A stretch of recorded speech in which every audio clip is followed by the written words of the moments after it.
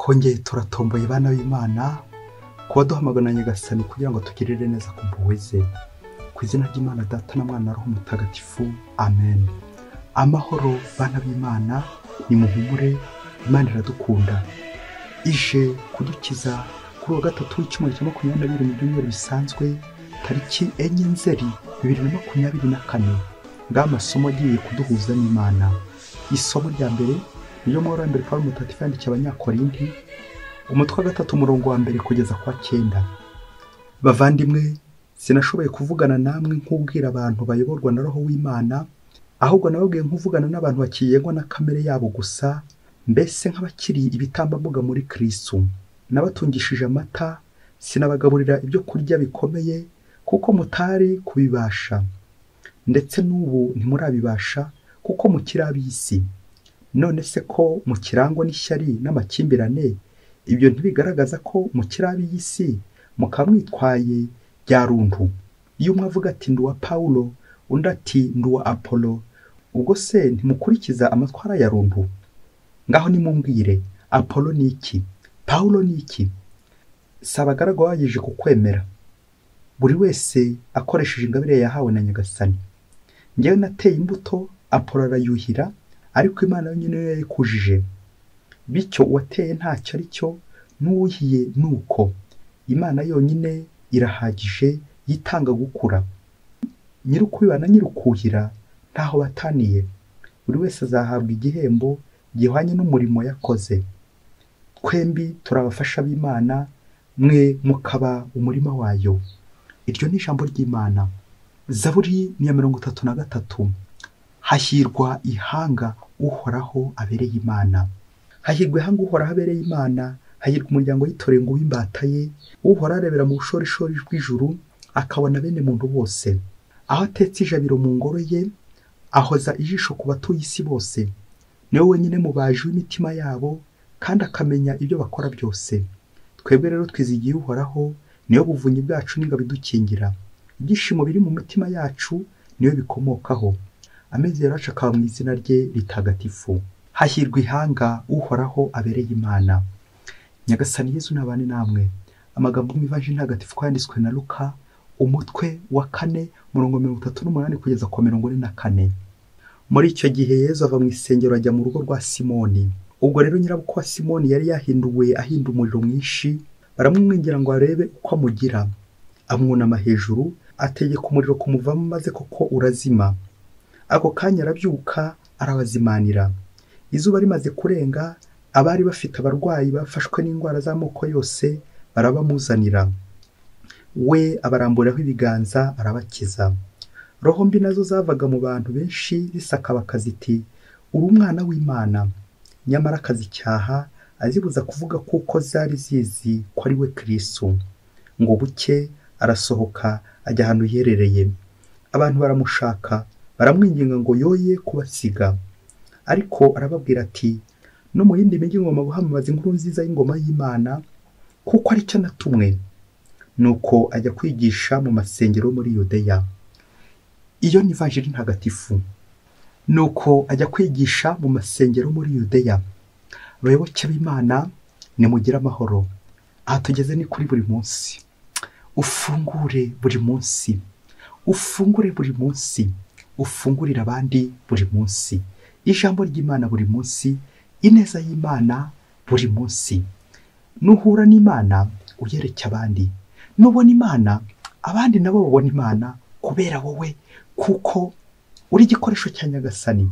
Dutangiye seminari, hari imvugo abatwigishaga uburyo bwo gukora baratubwiye bati, travailler avec méthode c'est réussir. Ngo gukorana na méthode no gutsinda. Nuko rero hari umunyeshuri twiganaga ngo witwaga Méthode, abantu benshi bagahanira gukorana nawe kugira ngo batsinde. Travailler avec méthode c'est réussir.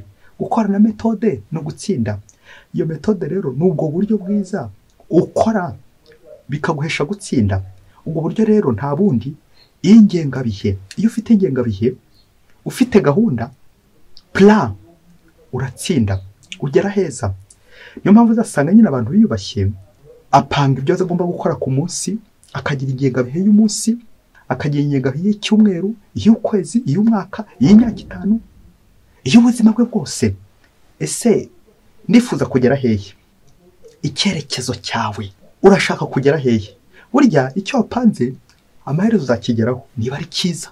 N'ikibi nacyo wapanze ko ari kibi, hari igihe ukigeraho kubera ububi bwawe nyine n'ubisha bwawe. Gupanga ibyo uzakora. Ingengabihe. Turaza gutungurwa n'uburyo Yezu nawe yarafite ingengabihe. Wabuzwa n'iki nakugira ingengabihe? Niba umwigisha mukuru Yezu nawe yarafite ingengabihe. Iyo ngengabihe rero nawe uzi kureba ubuzima bwanjye ngira ingengabihe. Urugo rwanjye ndarugenga kubera ingengabihe. Ingengabihe yanjye iri mu iki? Gahunda zikomeye z'ingengabihe zanjye ni izihe? Nibyo rero dukomeza tureba muri amasomo n'uno munsi, nawe urebe igituma utsindwa n'igituma utsinda. Ingengabihe, horaire. Urugo rwibashye rugira ingengabihe, communauté yibashye igira ingengabihe, abantu bateranye barenze umwe bagira ingengabihe kugira ngo barusheho gusabana, basabanira Imana, babane neza mu mahoro. Burya abantu benshi bajya bashwana kubera iki? Ingengabihe, kubura ingengabihe, kubura gahunda bagenderaho.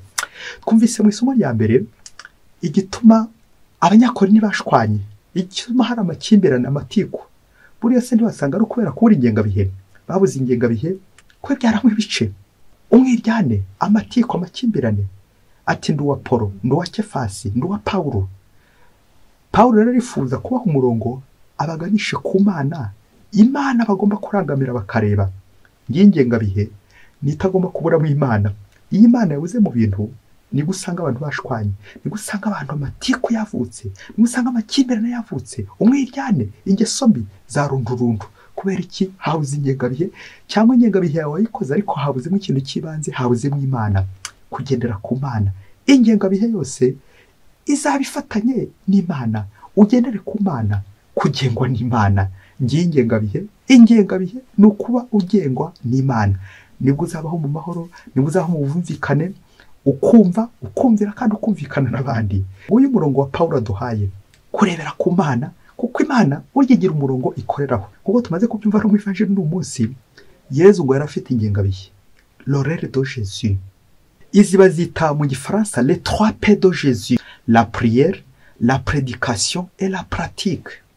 Isengesho, kwigisha n'ibikorwa bindi. Nkuko tubisanga mu Evanjili ya Luka umutwe 21 murongo 37 kugeza ku 38. Ingengabihe ya Yezu. Bakunze gutubwira Yezu mu rukere ibyo yakoraga. Saa 12 zo ku mugoroba kuzarinda kugeza izindi saa 12 za mu gitondo, Yezu yararuhukaga arimo anasenga ahiherereye nk'uko twabizika muri Evanjili n'uyu munsi. Noneho izindi saa 12 za mu gitondo kuzarinda ageze izindi saa 12 z'umugoroba, Yezu ari gukora ibikorwa by'urukundo. Yezu yarari mu buzima hamwe n'abantu, ari kubigisha, ari no gukiza. Twumvise rero icyo akoze kwa nyirabukwe wa Petero, aramukijije. Nyirabukwe wa Petero ntacyo ashoboraga gukora, ariko kubera ko Yezu ajya kumukiza, araza guhaguruka noneho atangira abazimanire. Iyo urwaye biba bigoye kwagira icyo ukora, intege nke wagera mu mubiri, izo wagera kuri roho, byose bikubuza gukora. Yezu rero yaje muri ya ngengabihe yiwe agufasha gukora, kwitagatifuza, kugira neza. Ingengabihe ya Yezu yari irimo ubuzima bwa Yezu, guhura n'abantu, ingengabihe ishingiye ku ijambo gukiza, kugira abandi neza, kuruhuka, gusenga no kuruhukana n'Imana. Mu ngengabihe Yezu urayumvise. Iyo byatumaga Yezu abona akanya ko kwiherera, akabona akanya ko gukiza, akabona akanya ko kwigisha, akabona akanya ko kuruhuka, akabona akanya ko gusenga, guhura n'Imana. Burya muvyeyi, uzatinya uzangera utinya umuntu wese utagira ingengabihe, ukorera mu kavuyo, ukorera mu kajagari. Ese mugiye waruza kandi kantu ugiye gucaho turongo dutatu, uzi ko shitani ibyo biba ari akavuyo, akajagari. Ando uzasanga akajagari, umwiryane, amatiku, rundu, aho nta ngengabihe nyine bafite, aho ni kwa Sekibi. Ubwo n'ububasha bwa Sekibi. Naho umurongo wa Yezu no gukora neza, gusenga, kubana n'abandi neza, ahari urukundo n'amahoro, aho nyine Imana ibihari. Naho hari umwiryane, urwango, amatiku, rundu, byose ni kwa Sekibi, na akajagari, nta ngengabihe bagira. Muvyeyi, niba wumva ingengabihe akamaro kayo, uko ikiza abantu, iha abantu umurongo, wakagombye kuba wageze ahantu heza. Kugira ingengabihe, ugira ingengabihe y'umunsi ibiri mu iki, nawe biri mu isengesho se, ibishingiye ku Mana cyangwa ibishingiye ukuntu uza gukora nabi, ukuntu ugiye kwambura abandi, ukuntu ugiye kugira abandi nabi. Ingengabihe yawe iri mu iki mubyeyi? Ku mwaka ingengabihe yawe iri mu iki? Mu kwezi ingengabihe iri mu iki? Mu cyumweru, ku munsi ukora iki ku munsi? Bya bindi by'aho muhanga wavuze ati ikigirwamana ni iki? Ni ikintu ukunda ku buryo utaburira umwanya. Niba Imana nayo utayiburira umwanya mu ngengabihe yawe, wishime unezerwe kuko ukomeye. Ukomera n'ukomeye ku Mana. Ingengabihe yawe iri mu iki? Ngo umunsi umwe hirya kure cyane muri Afurika, ngo muri monasteri imwe, ngo superiere w'abamonaki ngo yari yaratanze umurongo, gahunda. Dore ko amategeko y'abamonaki akenshi ashingira ku bintu bibiri by'ingenzi: ora et labora, itegeko rikuru nyine rya Benedigito umumonaki mukuru. Ora et labora, kora kandi usenge. Pri et travail, ibintu byose bakora bishingiye aho ngaho nyine kuri iyo ngengabihe. Ubwo umumonaki mukuru muri iyo monasteri ngo yari yaratanze umurongo wo gukora imirimo ndetse no kujya gusenga ku masaha yarazwi. Nuko ngo umunsi umwe yibatuye agiye kujya gusenga nk'uko ingengabihe yabiteganyaga, bagombaga guhura n'abandi mu isengesho. Ngo isaha zibura iminota 5, isaha y'amasengesho bagomba guhuriraho bose muri chapelle bagiye gusenga, ngo zibura 5, ngo agira cyangwa areba kuri telefone, ikoranabuhanga, itumanaho. Arebye wasanga amakuru, narinjye kuvuga amakuru y'incamugongo, amakuru mabi cyane. Yatege amatwi, ngo ahita abona ifoto bari bamwoherereje y'umuseminari we, umwe mu banyeshuri yareraga, umunovise. Ifoto ye yasinze yaborewe ari mu nzu y'indaya, bamwerekana bamuteruye, bandikaho bati uyu museminari ari mu nzu y'indaya, ari mu maboko y'indaya yasinze. Nuko superieri abonye ayo makuru arabisha cyane, yibaza uburyo amaze igihe cyose arera uwo museminari agira ngo koko azabe umwihaye Imana, none koko nibyo akoze. Ako kanya superieri arakara, afata icyemezo cy'uko niba mugeze aho ngaho bamutwaye mu maboko nta kindi ari buze gukora usibye guhita mwirukana akajya iwabo.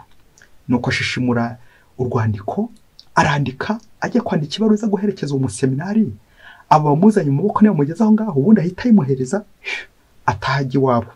Mu gihe amaze kwandika iyo baruwa, bishoboke ko abandi icyo gihe bari barimo gusenga.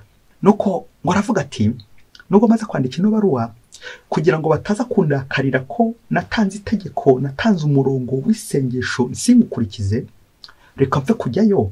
Nubwo bagiye gusoza, hato bataza kundakarira, aho gusiba ntakerererwa. Nuko aragenda agiye gusenga. Ageze muri chapelle aratungurwa. Mubyeyi ngaho fori cyamutunguye, aratungurwa neza neza, asanga wa museminari amaze kubona amakuru ko bamuzanye mu maboko kubera ko yarari mu maboko y'indaya yasinze. Asanga ari uri gutera abandi amasengesho nk'uko ari wari uri kuri gahunda yo guterera abandi amasengesho. Neza neza superieri afatwa n'ikiniga, aratangira ararira. Sinifuza guhungira uburyo isengesho ryarangiye, sinifuza no gukubwira uko nyine yaje gukomeza akora iperereza ry'uwamuhaye amakuru, ahubwo ndifuza gukubwira utuntu tune tuza gukumurikira nawe kongera kureba ingengabihe yawe. Icya mbere, aho ukura amakuru. Source ukuraho amakuru, ufite ububasha ukuraho amakuru, ubushishozi mu kwakira amakuru. Buriya abantu biyubashye muri no minsi, kubera ibintu byose biza ku mbuga, biza byikubita ku mbuga, ibinyoma n'iby'ukuri byose, ibintu by'imvange, ibimiyaga n'ibyamvahe na njyahe byose bikaza byikubita mu ikoranabuhanga, muri telefone, byose tukagenda dusoma. Bamwe rero bakabimbira bunguri, ati bagahita babyemeraho ukuri. Gushishoza ku makuru yose tumaze kubona. Ikindi kandi burya abantu bibashye muri iki gihe, igihe bihaye umurongo, bagena n'igihe cyo kuzimya ikoranabuhanga, telefone zabo, kugira ngo bajye no gusenga, kugira ngo bahure n'Imana. Uzasanga abantu benshi cyane birirwa kuri telefone, abandi nirinze kuvuga ko bayiraraho, birirwa bacatinga, birirwa gusa basubiza message, ariko bakaza kuba umwanya wo gusenga. Kubera iki? Ingengabihe yabo nyine ntibari kwireba ikiri ku ngengabihe yabo. Burya umuntu yibashyagira igihe cyo kwitaba ndetse no gutabara, agira igihe cyo gufunga telefone, akagira igihe cyo gufunga ikoranabuhanga kugira ngo afungurire Imana nayo. Rero biragusaba njye nawe kugira uburyo bwihariye bwo kuzitira ibihuha, gushishoza ku makuru yose nahawe, simbite nyamirabunguri, kuko no mirabunguri bizarangira ufashe ubukana uvuge ko hari abantu ugiye kwirukana, uvuge hari abantu ugiye kugira nabi, kandi se wasanga ari ukubeshya, wasanga ari bari imbere mu isengesho bari gusenga, wasanga bari gushyikirana n'Imana, wowe ukagira ngo bagiye kwa Sekibi, nuko ubukana bukagufata kaburiya bwafashe Siperiyeri, kaza kurangira tungo nyine ageze mu kiliziya, ageze muri shapere, abonye ibyo bari bamubwiye, amakuru yari yakabuse, amakuru yari yaronse, amakuru yahawe ntaho bihuriye. Wasanga sari za Photoshop uko nabyo byeze, umuntu agashyiraho ifoto ariko ari kubeshya, umuntu agashyiraho video n'utundi twose bitewe n'inyungu ze, bitewe n'ishyari, bitewe n'ubugome, kaza kurangira wowe utashyizemo ubushishozi, uhise ukubitiraho uhaniraho, aho guhana uhanura, ugahana uhanura. Icya kabiri twazirikanaho kugira ngo nawe ugire umurongo uhamye mu buzima, ni ukuzirikana ko ingengabihe ikiza. Na Yezu yari afite ingengabihe igihe cyo gusenga. Turi mu seminari nkuru tujya guha ubudiyakoni, padiri watwigishaga pere spirituel yaratubwiye ati, umva muri cyo mbabwire mwaba padiri mwe, mwabadiyakoni mwe, niba gushaka bagakubura, byibuze uzakore ku buryo bazagushakira muri shapeli, bazakubone mu kiliziya, bazagusange muri shapeli uri gukora iki, uri gushengerera, uri gusenga. Ngiki kizakurengera kuba ufite gahunda y'isengesho, kuba unabona akanya ko gusenga. Byibuze niba kubura, ntibazakubone mu ikabare, ntibazakubone mu nzu y'indaya, ntibazakubone mu gihuru, mu kigunda n'ahandi hose hadakwiye. Uziyubahe, bazagusange byibuze upfukamye imbere ya Yezu, upfukamye imbere y'isakaramento, uri gushengerera, uri gusenga. Niba kubura, byibuze bazagushakira bakubone muri shapeli. Icya gatatu, muyoboke w'Imana, ni umutegetsi umwe wavuze ati, nyaboneka niba gufunga cyangwa bakaguhana, byibuze bazaba bakuziza ubusa, bazaba ari gukubeshyera. Akenshi dukunze kujya kuburana, rimwe rimwe tugatsinda cyangwa tugatsindwa. Ese koko ndumwere imbere y'Imana?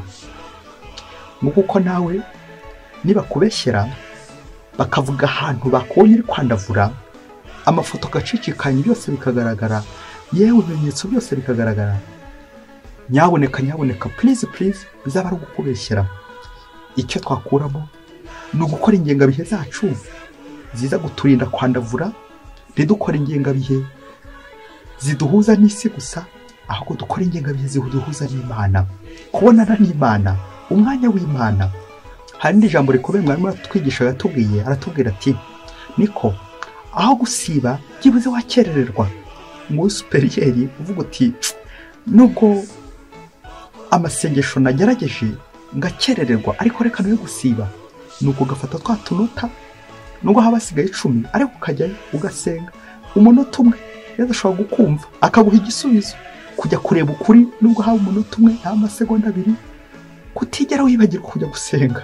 Aho gusiba wakerererwa, birashoboka utabonye isaha yo gusenga yose, na wa munota wa nyuma ushobora guhabonera igisubizo, ukabona ko ya makuru baguhaye yari ibinyoma, kwari ukubeshya. Kubera iki? Wageze akanya ko kujya kureba Yezu kubera ingengabihe yawe. Ingengabihe ikaza kugufasha kwibuka ko ugomba kurangamira Imana, ugomba kureba Yezu. Hari ibisubizo Imana ishaka kuguha mu isengesho, watinda ariko ntuhere. Ngo twumvise Yezu nawe agira gahunda, igihe cyo gusenga, igihe cy'ubutumwa, igihe cyo gukora neza, igihe cyo gukiza.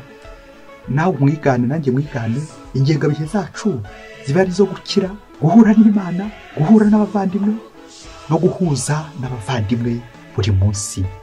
Mwese Imana ibahe umugisha, Imana Data na Mwana na Roho Mutagatifu. Amen.